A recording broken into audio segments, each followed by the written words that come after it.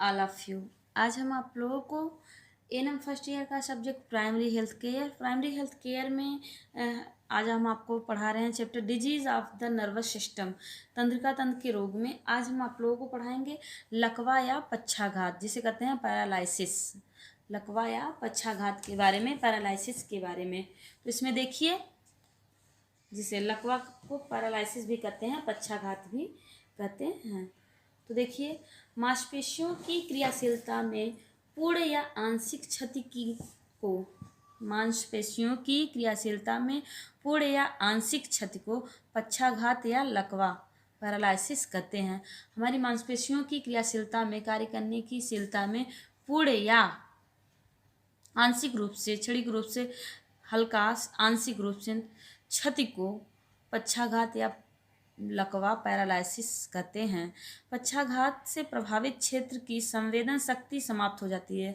तो पैरालाइसिस वाला स्थान है, उसमें जो है संवेदन शक्ति जो होती है, संवेदनशीलता जो होती है, वह समाप्त हो जाती है, या उस भाग का चलना फिरना या घूमना असंभव हो जाता है, या उस भाग पर का जिस भाग पर जो है पैरालाइसिस हो जाता है, लकवा हो जाता है या पक्षाघात हो जाता है, उस भाग का चलना फिरना, घूमना जो है, मूवमेंट करना, वह असंभव हो जाता है। तो इसके देखिए कारण क्या है, काजेज क्या हैं।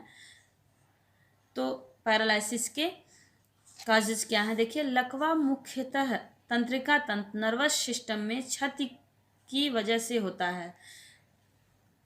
लकवा जो है मुख्यतः तंत्रिका तंत्र में, नर्वस सिस्टम में क्षति की वजह से, हल्का सा क्षति हो जाने पर, चोट लग जाने पर, या क्षति विशेष रूप से जो स्पाइनल कार्ड में होती है। यह क्षति जो होती है वह विशेष रूप से स्पाइनल कार्ड में होती है।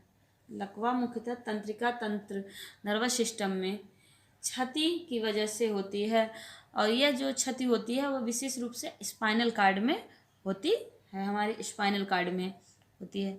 नेक्स्ट, मस्तिष्क के किसी हिस्से में अचानक रक्त आपूर्ति के रुक जाना, जैसे रक्त वाहिका का फटने से मस्तिष्क की कोशिकाओं के आसपास की जगह में खून भर जाना आदि।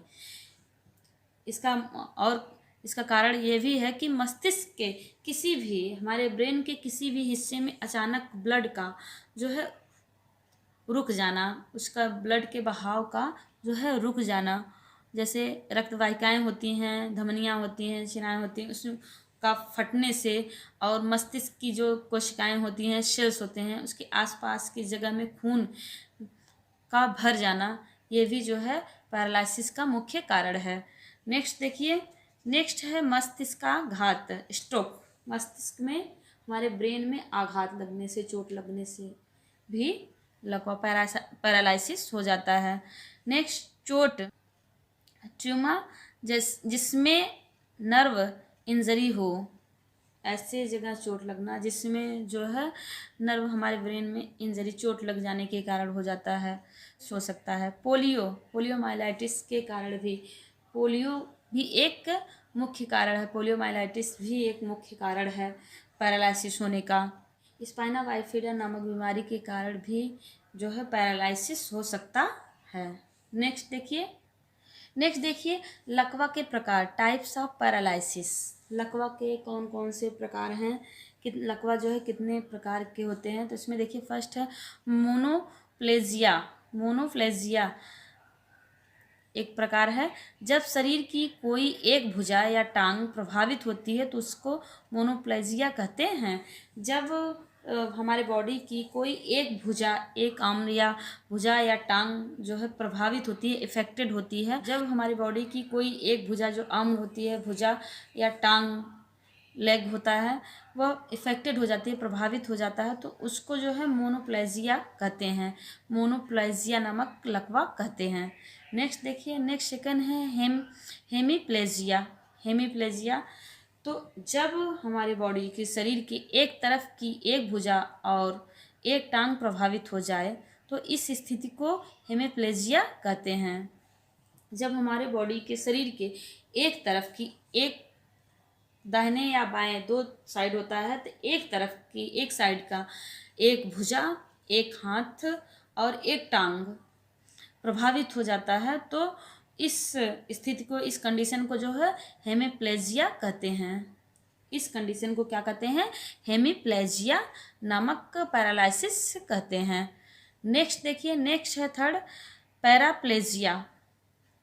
पैराप्लेजिया पैरालिसिस, जब शरीर के निचले हिस्सों के लिम्ब प्रभावित हो जाएं तो इस स्थिति को पैराप्लेजिया कहते हैं। जब हमारे बॉडी के निचले हिस्से के लिम्ब जो होते हैं वह इफेक्टेड हो जाएं, प्रभावित हो जाएं, तो इस स्थिति को क्या कहते हैं? पैराप्लेजिया नामक पैरालिसिस या लकवा कहते हैं या पक्षाघात कहते हैं। नेक्स्ट देखिए, टेट्राप्लेजिया या क्वाड्रीप्लेजिया। टेट्राप्लेजिया या क्वाड्रीप्लेजिया नामक पैरालिसिस, जब दोनों भुजा और दोनों टांग प्रभावित होते हैं तो इस स्थिति को, इस कंडीशन को जो है क्वाड्रीप्लेजिया या टेट्राप्लेजिया कहते हैं।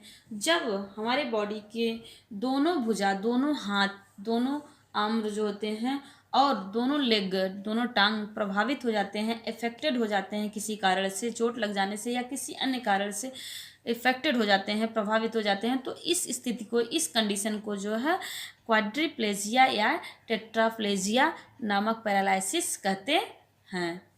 नेक्स्ट देखिए, नेक्स्ट है पैरालिसिस लकवा के लक्षण, साइन एंड सिम्टम। इसमें फर्स्ट है चेतना में कमी या भ्रम होना। हमारी चेतना जो है, चेतना में कमी होना, सोचने विचारने की शक्ति में कमी होना या भ्रम होना जो है पैरालिसिस के लक्षण हैं। शारीरिक समन्वय में कमी, हमारे बॉडी में समन्वय, संतुलन में कमी होना भी एक कारण है, एक लक्षण है। सर में दर्द होना, सांस लेने में तकलीफ, सांस लेने में कठिनाई होना, सर में दर्द होने लगना, श्वसन क्रिया में सांस लेने में कठिनाई होना, इसके एक लक्षण है पैरालिसिस के। मूड या व्यवहार में बदलाव, हमारे जो मूड में और व्यवहार में, बिहेवियर में चेंजेस भी एक लक्षण है। मूत्राशय या आंत के नियंत्रण में कमी, मूत्राशय या आंतों के नियंत्रण में कमी होना भी एक लक्षण है, चिन्ह है, इसके साइन एंड सिम्टम है पैरालिसिस के। नेक्स्ट देखिए, सोचने समझने, बोलने और पढ़ने लिखने में कठिनाई होना। पैरालिसिस हो जाने पर ऐसा लगता है कि सोचने और समझने की जो शक्ति होती है, बोलने और पढ़ने लिखने की शक्ति में कठिनाई होने लगती है। मुंह से लार गिरना, ड्रोलिंग होना, जैसे मुंह से हमेशा लार का टपकते रहना, मतली आना या उल्टी आना भी एक पैरालिसिस का मुख्य लक्षण है। नेक्स्ट देखिए, लकवे में नर्सिंग देखभाल, नर्सिंग केयर इन पैरालिसिस। लकवे में नर्सिंग देखभाल क्या करें, इसके बारे में देखिए। इसमें है फर्स्ट स्वच्छता और संपूर्ण शरीर की देखभाल, hygiene and over all body care. जब हमारे शरीर को लकवा हो जाता है तो वह शारीरिक स्वच्छता और शरीर की देखभाल से संबंधित कार्य स्वयं करने में असमर्थ हो जाता है, इसलिए उसके दैनिक क्रियाकलापों में उसकी सहायता करना सबसे ज़रूरी कार्य है। जब व्यक्ति को लकवा हो जाता है या पैरालिसिस का, वो जो पैरालिसिस हो जाता है तो वो अपनी बॉडी की जो है साफ़ सफाई या स्वच्छता का ध्यान नहीं रख पाता है, तो उसके ये साफ़ सफाई में उसकी जो है मदद करनी चाहिए, नर्सिंग केयर करनी चाहिए। नेक्स्ट जो है, मरीज की स्थित पोजीशन को हर 2 घंटे में बदलना जरूरी है ताकि शय्यावरण बेड शोर बनने का खतरा कम से कम हो सके। अतः मरीज को बाएं से दाएं कुछ समय बिठाएं आदि स्थितियों में बदलाव जरूरी है। प्रत्येक 4 घंटे से रेंज ऑफ मोशन कसरत करवाएं। मरीज की स्थिति को हमेशा, पैरालिसिस में मरीज की जो कंडीशन होती है, पोजीशन होती है, उस स्थिति को हमेशा बदलते रहना चाहिए, जिससे उसको जो है बेड शोर ना हो सके, शय्यावरण ना हो सके।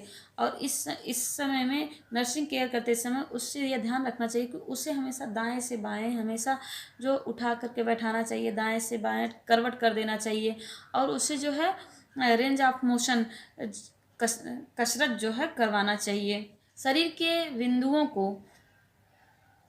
के दबाव वाले बिंदुओं को दबाव से कम करने के लिए उसे इस स्थिति में, इस पोजीशन में बदलना चाहिए कि उसे आरामदायक बिस्तर पर लिटाना चाहिए। मरीज के मलमूत्र एवं त्याग के दौरान एवं बाद में स्वच्छता का विशेष ध्यान रखकर उसकी उचित देखभाल निश्चित करें। यदि कैथेटर लगा हुआ हो तो उसकी देखभाल करनी चाहिए। मरीज को स्वयं को मूलाधार पेरिनियल देखभाल के लिए प्रशिक्षित करें। मरीज के जो है मलमूत्र त्याग करने के बाद उसको जो है उसकी स्वच्छता का विशेष ध्यान रखना चाहिए। उसको जो है उसकी उचित देखभाल निश्चित करना चाहिए और उसे जो है साफ सफाई पर ध्यान देने के बारे में भी प्रशिक्षित करना चाहिए।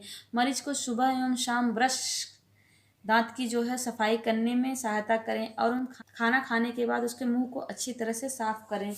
मरीज के जो है पैरालिसिस जो पेशेंट है उसके मुंह को सुबह और शाम उसके दांत को जो है ब्रश से साफ करना चाहिए और उसके खाना खाने के बाद उसके मुंह को साफ करने में, स्वच्छ करने में, अच्छी तरह से साफ सुथरा करने में उसकी मदद करनी चाहिए।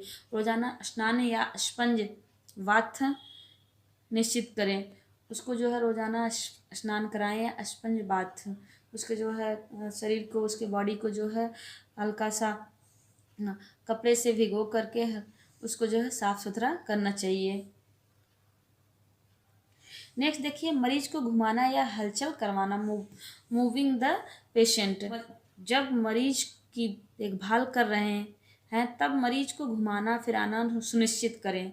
इसके लिए यदि मरीज के ऊपरी भाग बिल्कुल ठीक हो, मैनुअल व्हील चेयर की सहायता ले सकते हैं।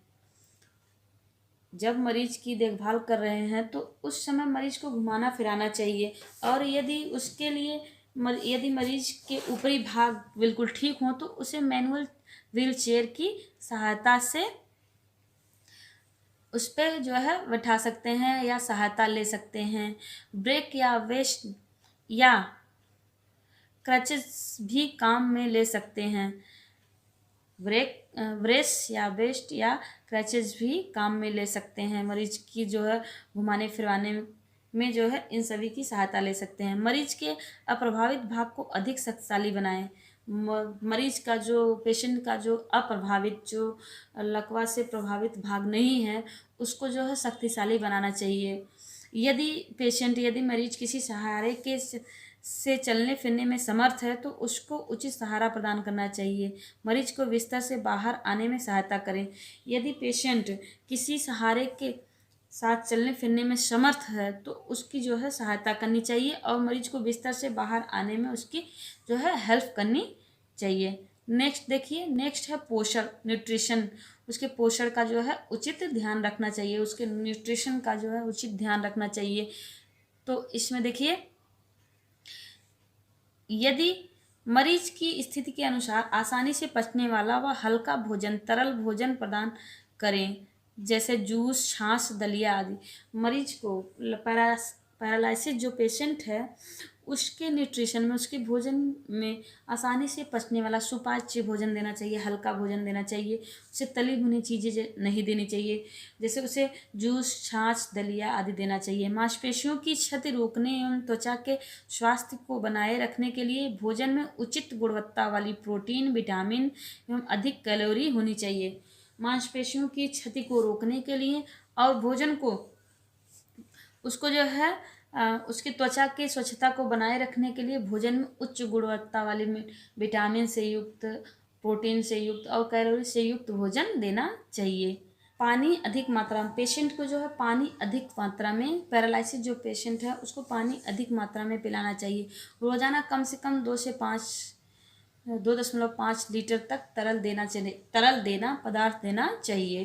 2.5 लीटर तक जो है तरल देना चाहिए। 2.5 लीटर तक तरल पदार्थ देना चाहिए। वजन पर नियंत्रण रखना चाहिए। उसके जो पैरालिसिस जो पेशेंट है उसके वजन पर, उसके वेट पर नियंत्रण रखना चाहिए, जिससे जो है जिससे जो है नर्सिंग केयर का प्रदान करते समय जो है नर्सेज को उसकी जो है सहायता करने में दिक्कत ना हो, परेशानी ना हो। व्यायाम, एक्सरसाइज। मरीज को चिकित्सा या फिजियोथेरेपिस्ट की देखरेख में व्यायाम प्रदान करें। पेशेंट को जो है चिकित्सक या फिजियोथेरेपिस्ट जो होते हैं उसके देखरेख में एक्सरसाइज देना चाहिए, एक्सरसाइज कराना चाहिए। प्रत्येक 4 घंटे से रेंज ऑफ मोशन कसरत करवाएं। रेंज ऑफ मोशन जो है कसरत करवाना चाहिए प्रत्येक 4 घंटे से। एक्टिव एवं पैसिव एक्सरसाइज करवाएं। एक्टिव एवं पैसिव एक्सरसाइज करवाना चाहिए। नेक्स्ट देखिए, चिकित्सक से नियमित सलाह, फॉलोअप। मरीज को, पेशेंट जो पैरालिसिस पेशेंट है उसकी देखरेख करते समय पेशेंट को समय समय पर चिकित्सीय सलाह हेतु प्रोत्साहित करना चाहिए और यदि वह उसके लिए असमर्थ है तो चिकित्सक के पास जांच हेतु उसकी पूर्ण सहायता करें। पैरालिसिस जो पेशेंट है उसको समय समय पर जो है डॉक्टर से सलाह हेतु प्रोत्साहित करना चाहिए, मोटिवेट करना चाहिए। यदि वह उसके लिए असमर्थ है तो चिकित्सक के पास जांच हेतु उसकी जो है जाने के लिए उसकी पूर्ण सहायता करनी चाहिए। नेक्स्ट देखिए, लकवा का घरेलू उपाय, होम रेमेडीज। रोगी के लकवा हो जाने का कारण ढूंढना चाहिए एवं कारण को दूर करने की कोशिश करनी चाहिए। रोगी के, पेशेंट के लकवा हो जाने का कारण ढूंढना चाहिए, इसको जो है दूर करने की जो है कोशिश करनी चाहिए। प्रतिदिन नींबू पानी का एनिमा लेकर पेट को साफ रखना चाहिए। प्रतिदिन जो है डेली नींबू पानी का एनिमा लेकर पेट को साफ रखना चाहिए। भाप स्नान, रोगी को रोज भाप स्नान करना चाहिए। नर्म गीली चादर से रोगग्रस्त भाग ढकना चाहिए या एवं कुछ देर धूप में बैठना चाहिए।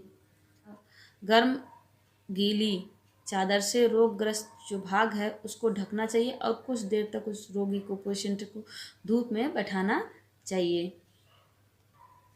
नेक्स्ट है रीढ़ की हड्डी को सही रखना। रीढ़ की हड्डी को रोज गर्म एवं ठंडे पानी से सिकाई करनी चाहिए एवं रीढ़ की हड्डी को दुरुस्त रखना चाहिए। पेशेंट की रीढ़ की हड्डी को सही रखना चाहिए। रीढ़ की हड्डी को रोज गर्म, गुनगुने एवं ठंडे पानी से सिकाई करनी चाहिए। रीढ़ की हड्डी को दुरुस्त रखना चाहिए। पेशेंट के रोज पीठ की देखभाल करनी चाहिए। पेशेंट की जो है पीठ की रोज देखभाल करनी चाहिए। मरीज को रोज सक्रिय एवं निष्क्रिय, एक्टिव एवं पैसिव व्यायाम करवाने चाहिए। सक्रिय एवं निष्क्रिय व्यायाम करवाने चाहिए, एक्टिव एंड पैसिव व्यायाम करवाने चाहिए। अवकुचन, कंट्रक्चर की रोकथाम के लिए शरीर को सही एलिग्नमेंट में रखें। अवकुचन की रोकथाम के लिए जो है कंट्रक्चर जिसे कहते हैं के रोकथाम के लिए शरीर को सही